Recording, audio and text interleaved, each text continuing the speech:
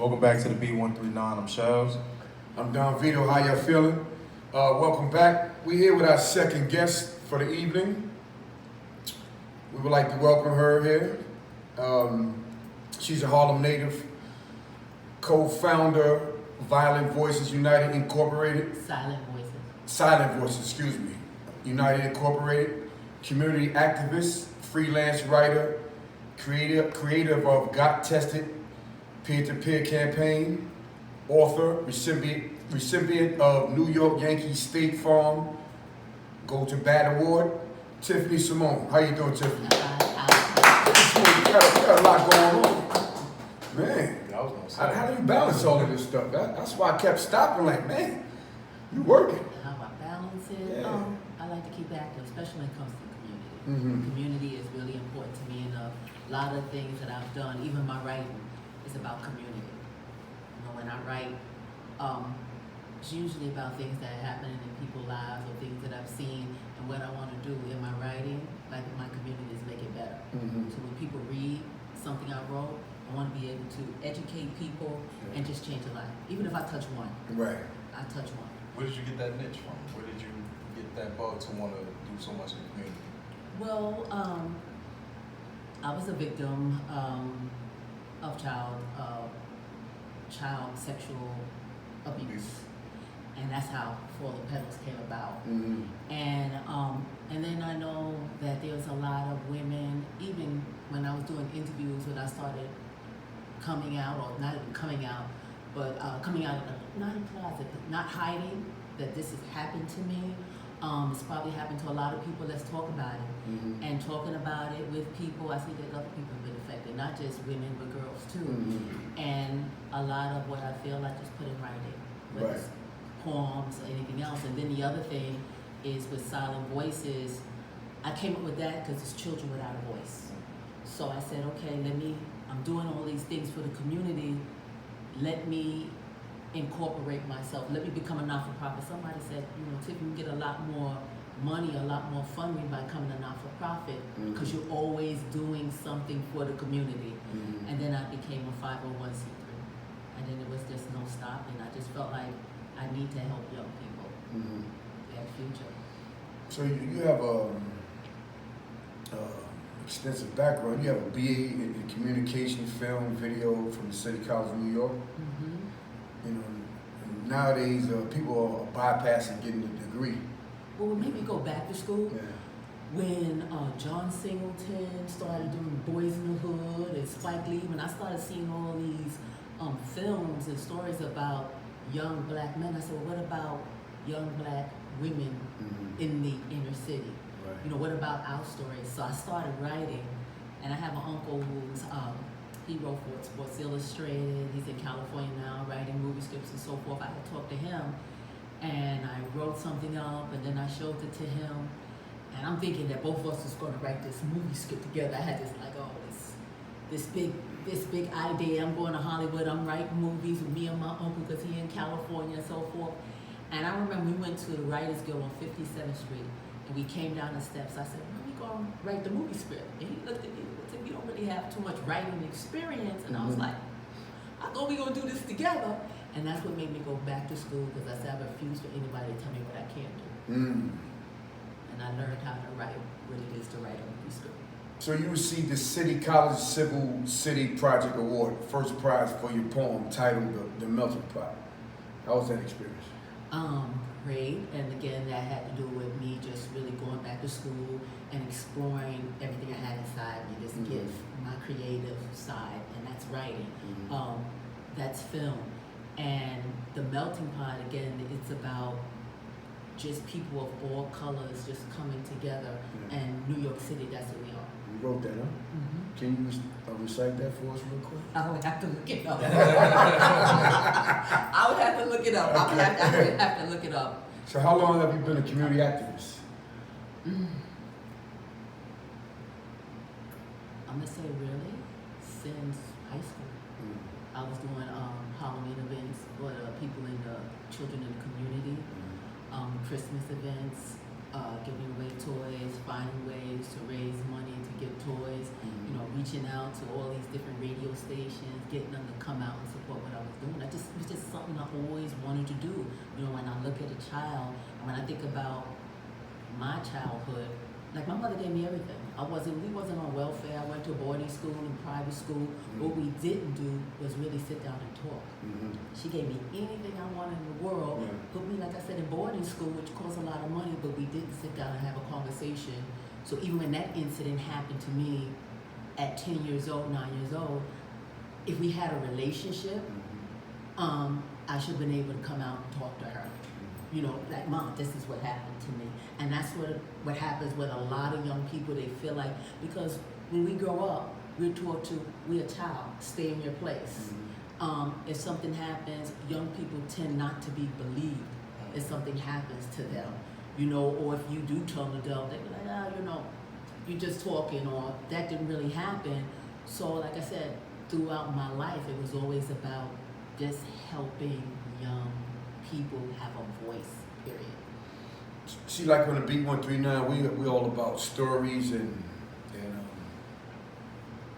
teaching and spreading the word and the message and stuff like that.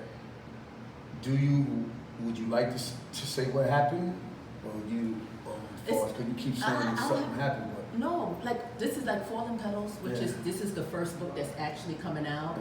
And this is kind of my life, fiction and nonfiction mixed up together.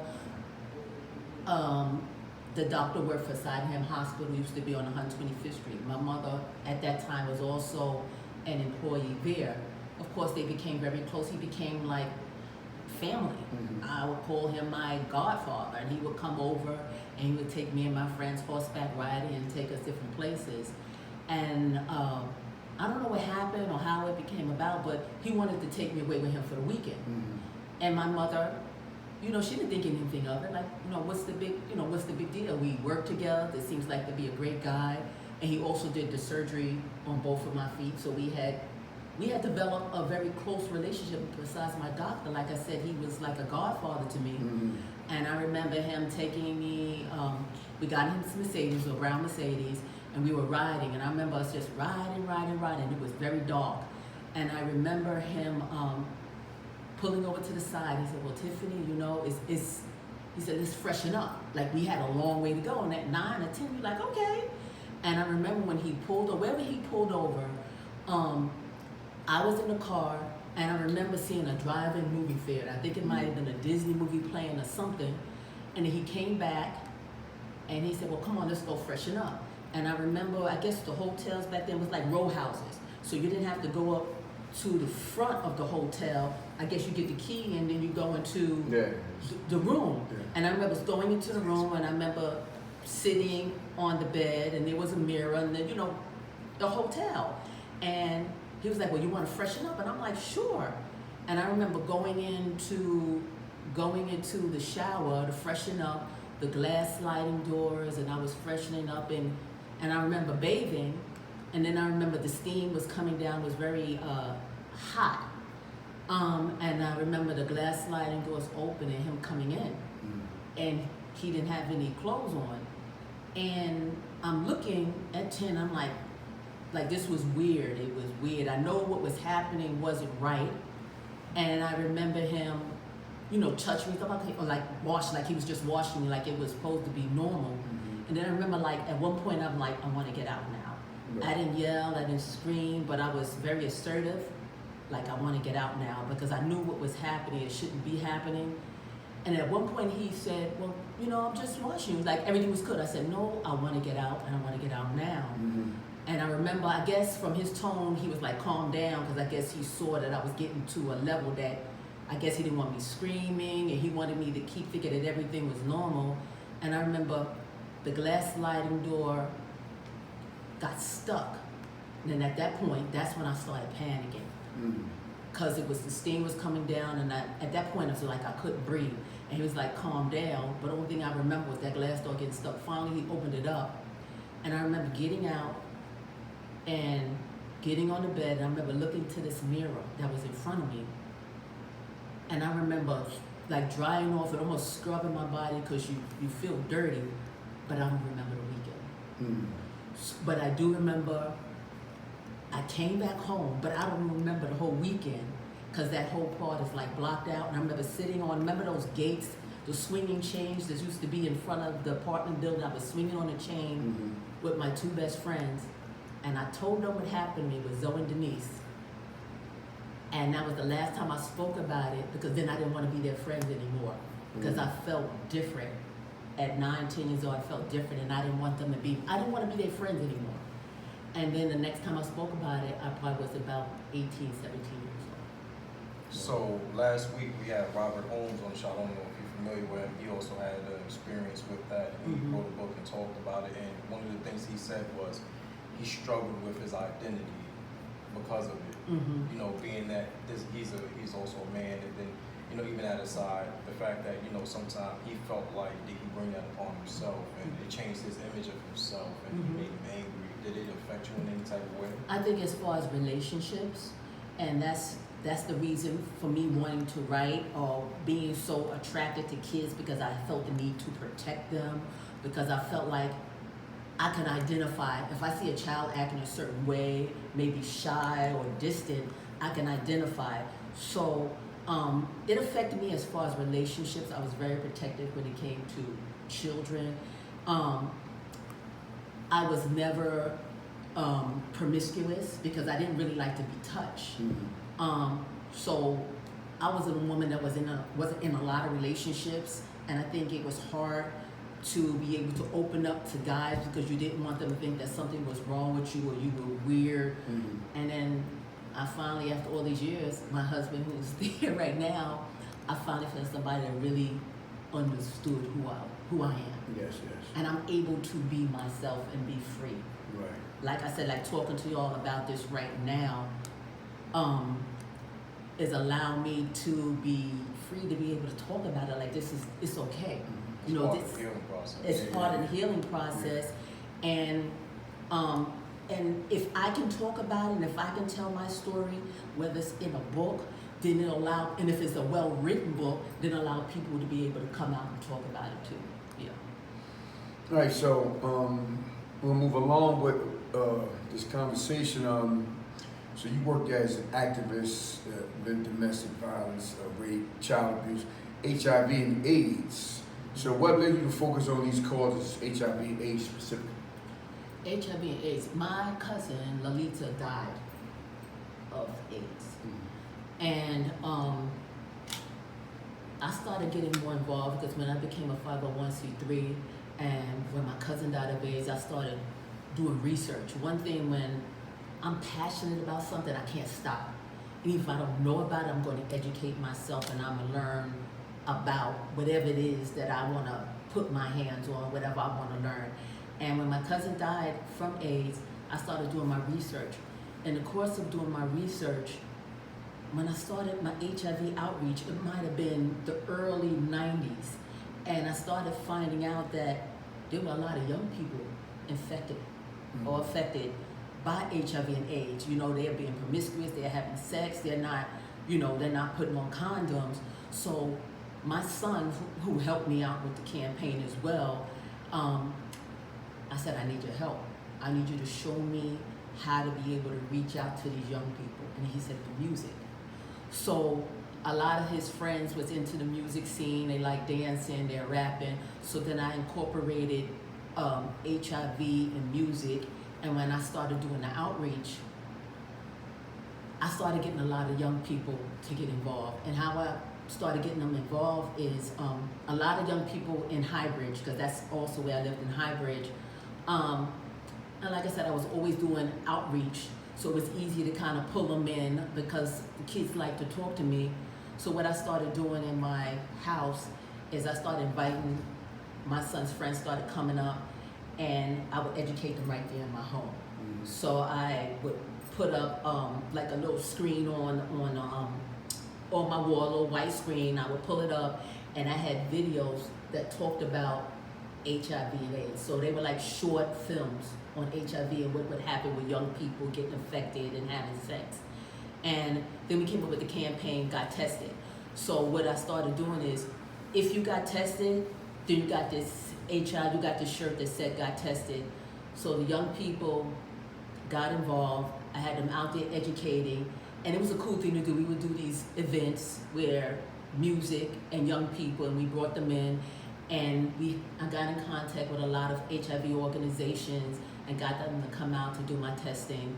And next thing you know, the campaign became really big. We was on BET, 106 in Park. We became the face at one point of 106 in Park. If you look at some of the old episodes, you had all these kids in the audience with these HIV, it said got tested, these black shirts that got tested. And it was a cool thing to do. We were at the Rucker basketball game. We were throughout the city with this campaign, throughout the city, getting young people involved. How was it a challenge? Because young kids, you sit them down and you want to show them a documentary or a short film. Let me tell you something like that. The way I was doing it, and how I was able to relate to young people, it was if I can show you the pictures online and you can see all the young people that was involved. We were in the African American Day Parade. I had 200 young people deep, marching with their shirts throughout the city. Monica Sweeney, Department of Health. I tested, when I sat with her and I did this citywide campaign, I tested over 3,000 and something young people throughout the city. And the health department can tell you that. I don't know how we did it, but we did it. My goal was to test 8,000 in 8 months. That didn't happen, but we tested 3,000 in a year. Yeah, I just read something that's like real interesting too. It says, research statistics on New York City and Harlem, they were surprised by some of the results. In New York City, almost 3/4 of the new HIV diagnoses are among men who have sex with men. Black men are disproportionately affected by HIV among males ages 13 to 59. The diagnosis rate among black males was 1.6 times higher than among Latino males and more than 3 times higher among white males. Also in 2017, Chelsea, Clinton, and Central Harlem, Morningside Heights had the highest HIV diagnosis rates. Wow, still? Yeah. And that's scary, even more so now.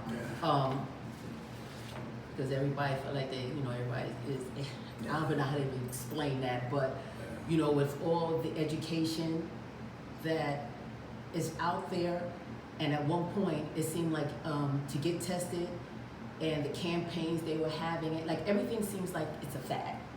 Because remember, at one time you had all the HIV campaigns and you had everything they were promoting on the train station and the bus stop. They're not doing it anymore. It's like everything is swept under the rug because now something else is taken. It's not big like it used to be. So people forgot. It's like they're not paying attention. It's like people forgot, but then they're coming out with all these different type of medications that if you take this pill, is it called PrEP? PrEP. Yeah, I just heard about it. It came out like you can have sex now. It won't get affected. And when you, like I said, I understand what they're trying to do, but for me, I don't think that's a good idea because basically what you're saying, it's all right to have free sex because we got this pill that possibly cure you. They make it seem as if it's not as important as it was years ago. With HIV, you still catch it. You can still catch it with the pill, and it's still as dangerous as it was. Exactly, and people need to understand that. All right, so let's go into this book, right? So you got quite a few books. You got Fallen Petals, and there we go, Fallen Petals. There we go. And actually, in Fallen Petals, and everybody says bold. The book should be out by this week. Right. I actually put the guy's picture in the book. Oh, it's a guy. That is the guy. Okay. So what happened to him? I don't know. It's so funny. When I got back into college and I started educating myself a little more, just doing a lot of research, even about child abuse, I tried to find this guy because they had something called the statute of limitations. About Megan's Law. And at that time, I started doing my research, and I wanted to be able to get justice for this. What this doctor did to me, my statute of limitations ran out. Was it 15 years, right? No, I think up to 34. I don't know how many years, but I think when I became 34, over 34, something like that, at that time, my statute of limitations had ran out. But I said to myself, okay, since my statute of limitations ran out, let me find another way to get justice. And that's when I wrote I've been working on this for actually 10 years until I got it right. And I said, let me write Falling Petals. So let's talk about, so we got an interesting book here. I don't know if you know about this right here, bro. But the Harlem Plug, right? It's the Fritz Simmons story. The rise and fall of New York City's cocaine consignment kingpin. So what made you write this book? His sister, Sheila Harrison. That's my best friend. And I also had a farmer's market. And Sheila was working over there with me. We were partners in my farmer's market. And she kept telling me this story about her brother. Tiffany, I want you to write my story. So you write my story. I said, okay, Sheila, when I got time. So when the farmer's market closed down, I said, well, Sheila, I got some time. Let me write your book. And she sat down. I still didn't know who Fritz was. Right. Okay, I didn't know who Fritz was because even though I dealt with a lot of guys from the street, or I dated guys from the street, I never was of the street. And so I didn't know who Fritz was. So when she started telling me her story, it was fascinating me. I'm like, wow. Because what her family endured before Fritz passed and then after Fritz passed, all the hurt, all the pain, all the betrayal. Even when we went and decided we were going to write this story and we had to interview people, some people didn't even want to be interviewed. Oh, let him just lie in peace. Let him just lie in peace. I said, lie in peace? Lie in peace? Is the family lying in peace? People ran off with money, and people felt like, well, this is the streets. He should have took care of his family. But he did take care of his family. He didn't have his family involved in his business, but he left it up to people he trusted, with the money that he left behind to take care of his family and do the right thing. And the people that could have possibly did the right thing by his family, Chuck, which was sort of his enforcer, and then you had Ace, which was his right-hand man, right hand and left hand. In 91, I call it a conspiracy. It's kind of weird how everything happened. In 91, Fritz started getting very ill. And while he was getting very ill, he started getting sick. I think it was in May, it might have been May or March, Ace had wound up getting busted. And Ace wound up doing 20-something years for a murder he didn't even do. He's out. He's out now. He got out maybe about 3-4 years ago, and they deported him. And to this day, he declares his innocence. But when Ace wound up going to jail for a murder he didn't do, 2-3 months later, Chuck gets killed. And then 3 months after that, Fritz dies. So like that whole time period, or that whole, what everybody call, he was Harlem at that time, and everything he did, it's like everything died behind him. But like I said, I call it conspiracy because it's just so weird how everything happens. It's almost like, like I talk about in the book, like, was this some kind of setup? Did somebody set up? Did somebody want to see Fritz gone? Did someone want to see Ace in jail? Did someone want to see Chuck dead? Like that whole, it wasn't even a crew, but it was somebody that basically took care of Harlem and supplied all of Harlem, and then that whole era ended. People talk about the Rich Porter and Alpo and the AZ, but Fritz was Harlem. And it seemed like in 91 when Fritz died, everything died behind him. He was a legacy, but what people don't know is his story. Right. Who is Fritz? Right. Fritz was like a mystery man that nobody knew. Nas talked about him, in a rap song. The first information that anybody found out about Fritz is when I started talking about him, on my YouTube page, when I started interviewing people, trying to not just understand the man, but understand everything behind the man, like who he was. And when I wrote the Harlem Plug with his sister and all the interviews, number one, it was like putting a puzzle together. Because we're talking about trying to understand somebody that's been going now over 25 years. He's not here to tell the story. So what I wound up doing is going out to Barbados and interviewing Ace because I needed to know about this man. And Ace, who actually rode with Fritz, would be able to tell me a lot about this man because he was like right there sitting, eating, living with the guy. Like he would be able to tell me a lot about this man. Then I went and found Chuck, the enforcer. Chuck is gone. But I said, well, let me talk to his son. But then even better, the woman he was with at the time, I researched and I found her living in Jersey.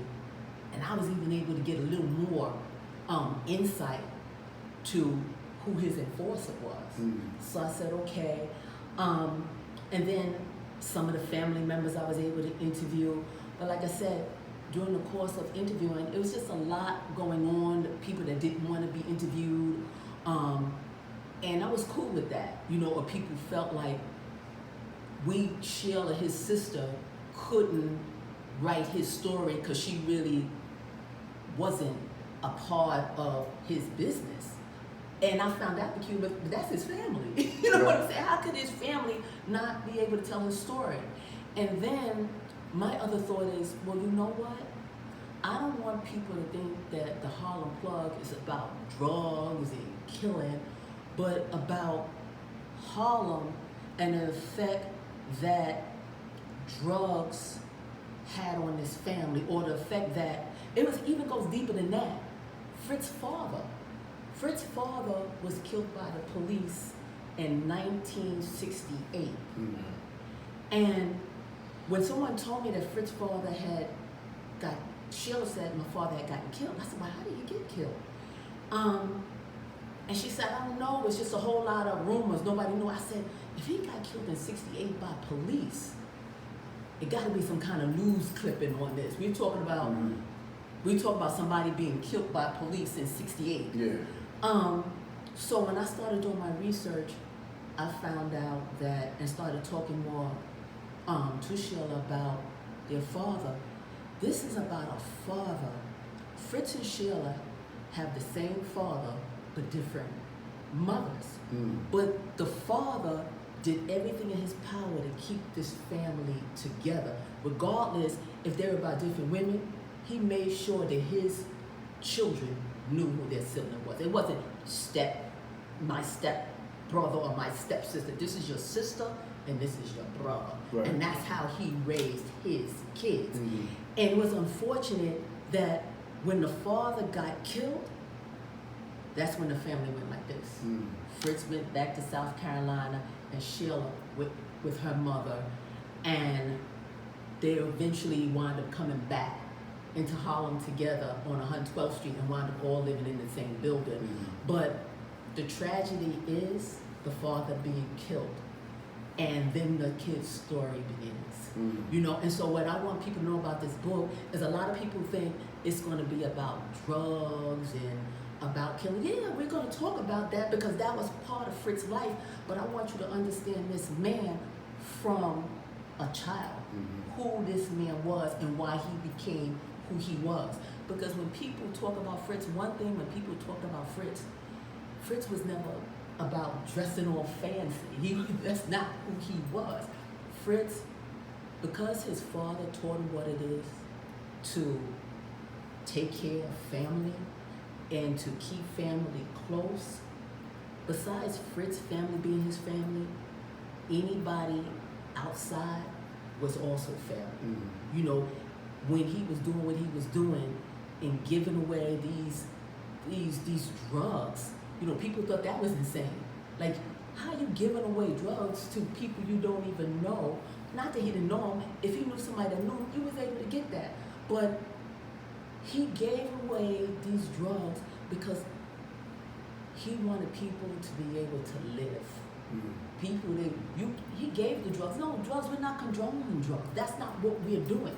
But if you go back and you talk about the history of why people started selling drugs or why people even started gambling, and numbers. Like all that I talk about in the book, even the numbers games. When you're talking about St. Clair and all these people, you know, with the numbers game, they were doing these numbers and what they were doing with their money is they were putting it back into Harlem. And that's what people need to understand.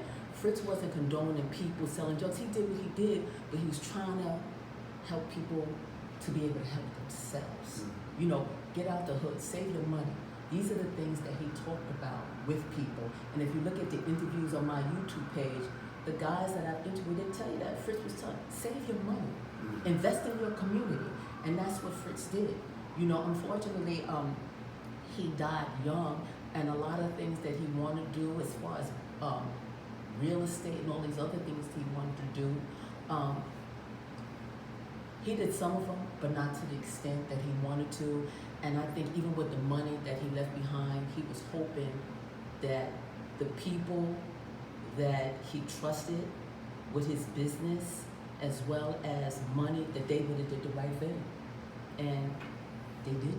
But that's how it goes with our people. They want to tell us what we can do and what we should do and how we can make ourselves better, but we weren't provided the means. So when somebody does that, they want to tell us it's wrong. Yeah. But you wasn't giving us the means to change our path and make our lives better in the first place. So how can you knock this man down and all he's doing is provide his people with this type of sword? It's not right, and I'm not condoning drugs, saying it's right, but this man, he had a plan. He had a plan, and the plan was to take care of his family and take care of his community. You know, there was a lot of guys, even some of these buildings that we have up in Harlem, some of these buildings are up in Harlem because of Fritz. You know, I've been talking about a real estate guy that bought a lot of property. He was able to do that because he came to Fritz for the money to be able to afford these buildings that he was building in Harlem. You know, when people talk about gentrification, we gave Harlem away. Right. We gave Harlem away. And that's something I talk about in Harlem Plug, like black folks wasn't here first. It was the Indians, and then you had the Irish came, and you had the Dutch came, you had the English came, and then you had I talk about this man in the book. He was a black guy in 1921, real estate mogul, black guy who, once I guess we had the crash came and everything, and then the white folks who were living up in Harlem was really supposed to be like the Hamptons for white folks. Yeah. That's what it really was supposed to be. And then when they had the crash and they needed to be able to sell this property, it was this black guy, this educated black guy that was into real estate. They reached out to this guy, could you help us sell this property? And then that's when black folks started moving in, and the black guy got really smart, and he's like, you know what, you trying to keep black folks out, but I'm gonna make it where I'm gonna buy up this property and white folks can't rent it from us. So then what wound up happening is, that's how blacks started getting up. That's how blacks started getting up in Harlem. And like right now, everything is just, when I talk about the book and when I talk about Harlem Plug, I try to educate people, let them know that we had this, you know, with all the drugs that being sold and all the number running that we were doing, we had this. We had control over this, and we let it go. Yeah, wrong dream. A lot of people was living the wrong dream when they had the money. You know? Yeah, exactly. But I'm gonna say something real quick before we wrap it up. Not trying to throw everybody off, but it's just like this book is more than just about drugs and shooting and violence. It's bigger than that, and I need people to understand that. We had quite a few people come on the show and, you know, talk their stories and stuff like that, and you know, with different books and stuff like that. But you kind of won me with the way that the things that you spoke about, because you actually traveled and you did research and you had interviews with people before you wrote, to put that information in the book. We had a lot of people come on the show and they just based off of what they heard or some of the things somebody told them. They go see these people and get the actual story. It don't get too much realer than that. Make sure everything was right. Exactly. You travel. You understand the difference? Like, you know? because I know, we had some people talk a little about Fritz and, and the people and other dudes in the streets but she went to go see people that was associated with him and knew him for real, and got their story like, what? Not what she heard, And that's why, I want y'all to go get that Harlem Plug book, because this thing, I thought I was watching a movie for me. I'm like, damn, tell me more, you know what I'm saying? No, but I'm really feeling it, and that's good though, man. But I need people to understand too that this book is the real deal. Yes, and I make sure what I did when I did my research, my articles, even court documents, that's all gonna be in the back of my book. So you can't say that this book is, excuse my French, but you can't say this book is bullshit. This is all real. Because all my research is going to be right in the back of that. Ain't no bullshit over here. None at all. Harlem Plug. None at all. Oh, man. Tiffany Simone. Simone, excuse me. Listen, tell everybody where they can find you at. You can find me on Tiffany Simone, the writer, Instagram, Tiffany Simone, the writer, Tiffany Simone, the writer. I'm on Instagram, Tiffany Simone, the writer, the YouTube page. Tiffany Simone, the writer on Facebook. I'm everywhere. Twitter, Facebook, YouTube, SoundCloud. We also have music that we're coming out with. And the Harlem Plug is dropping Harlem Week. 17th and the 18th. We're going to be out there on 135th Street, Harlem Week. Falling Petals. It'll be out this month, so you can pick that up. But I just want people to know, pick up Fallen Petals. It's a good book. Don't just pick up the Harlem Plug, because it's about Fritz and it's about Harlem. I'm a writer at the end of the day. That's I write. And I'm a hell of a writer. There it is. Hey, Tiff, tell them what podcast show you on right quick before we go. The Beat 139. There we go. Cool. Thank you for coming to the show. Thank you. Cool. Turn that on.